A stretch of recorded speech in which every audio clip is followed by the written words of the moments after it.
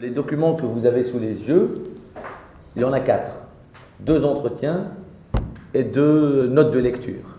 Notes de lecture, c'est-à-dire 2 petits textes assez brefs, donc ce ne sont pas des études au vrai sens du terme, donc, dans lesquels on s'attarde ou on revient sur un livre qui vient de sortir.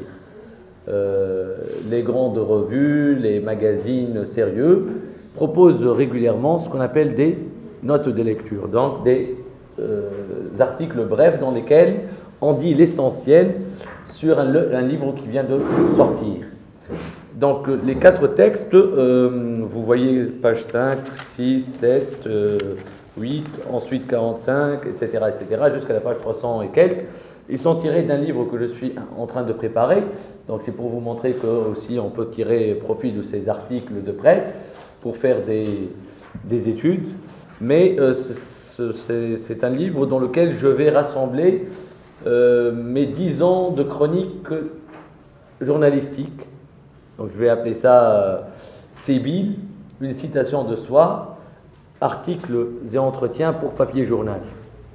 Donc comment l'universitaire, le chercheur que je suis, que j'étais à l'époque parce que c'était le journal tunisien La Presse qui m'avait contacté pour me demander de tenir une chronique, de parler des livres qui sortaient en France, comment en 10 ans, à la fois j'étais entre la création moi-même, mais aussi la volonté de lire pour donner à lire.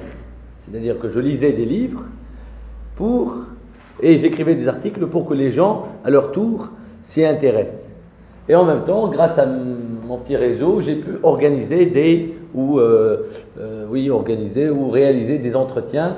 Donc, les Tunisiens emploient le mot interview, mais je préfère le mot entretien ou causerie. D'accord ? Donc là, j'ai choisi pour vous, dans le cadre de ce cours sur la poésie contemporaine, un grand ami, je le dis, vous allez vous en rendre compte. Il s'agit d'Yves Leclerc, qui est vraiment l'un des poètes les plus intéressants des 20 dernières années. Vous avez vu l'anthologie de poésie dont on a parlé la semaine dernière, il y a 2 semaines, etc. Il n'y est pas parce qu'elle s'arrête en 46. Lui, il est né en 56. Donc, s'il y a un 3e volume pour parler du XXe siècle, ou un premier volume pour parler du XXIe siècle, il y sera forcément dans la mesure où il a publié chez les principaux éditeurs français, notamment 3 volumes au Mercure de France, 2 volumes à la Table Ronde et 2 ou 3 volumes chez Gallimard. Récemment, il vient de recevoir le prestigieux prix Apollinaire avec un volume qui s'intitule « Cours s'il pleut ».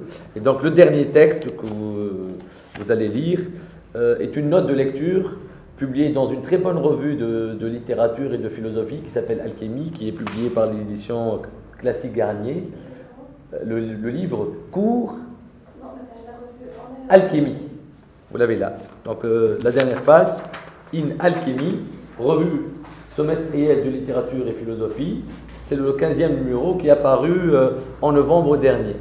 C'est un numéro qui portait sur l'éros. Mais là, ça ne portait pas sur l'éros, le livre d'Yves Leclerc. Et donc, la note ne parlait pas de l'éros, qui est le dossier principal. Mais en marge du dossier principal, il y a les notes de lecture. Donc, ces petites curiosités qui couvrent des livres récemment parus.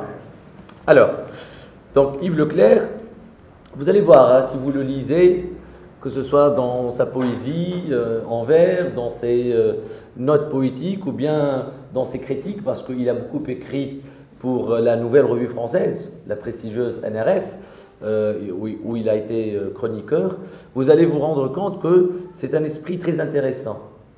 C'est un lecteur qui vous aime, vous autres lecteurs.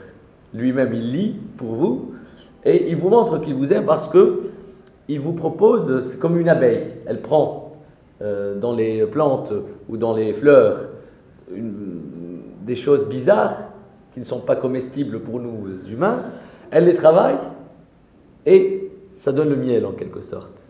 Donc c'est un peu Yves Leclerc, c'est une sorte d'abeille bienfaisante et voilà. Je le dis d'autant plus avec beaucoup d'émotion que dans la vraie vie, il est comme ça. Il est bonhomme, il est amical, il est fraternel. D'accord? Et donc, vous allez vous en rendre compte à travers le premier entretien, le cœur de l'homme dans toutes les langues. Alors, Mariam, vous lisez déjà la présentation.